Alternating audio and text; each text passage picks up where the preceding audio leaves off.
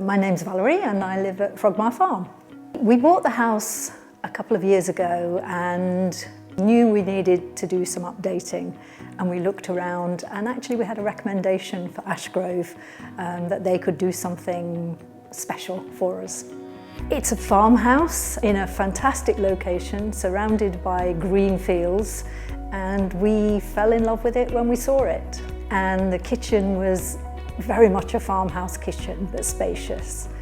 And the bit we really fell in love with was a pantry. So what we needed was somebody who could update the kitchen and make it in keeping with a farmhouse and incorporate the pantry into the design. It also needed to be lifted in terms of the colour. And so we wanted to choose a light, bright colour that would go with the greenery that you see from all sides in the kitchen. So we chose a sort of light blue, light grey to enhance that. We have this beautiful oak table that was built by my brother-in-law, and we wanted to have that in the kitchen.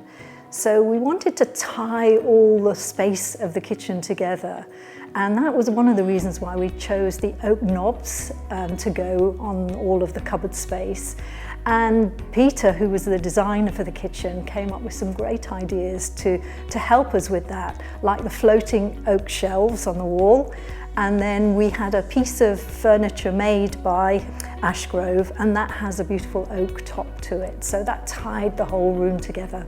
The worktops we chose them for the colour. They are also quite a nice deep worktop, sturdy, so that we could use them well. And we just felt that they went with the blue that we'd chosen. The kitchen itself is hand painted, again to tie the pantry that had to be hand painted in with the cabinetry that Ashgrove made for us.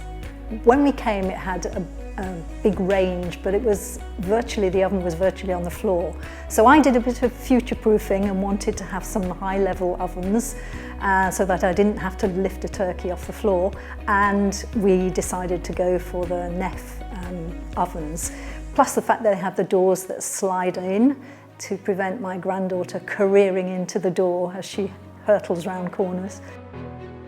We also needed the bathrooms updating, so Ashgrove really helped us both update the ones we had and install and build for us a new ensuite bathroom in the main guest room. It was Dan, the plumber, who really helped us virtually redo all of the plumbing and the water storage to be able to get these 4 beautifully pumped showers to work all at the same time when the house is full.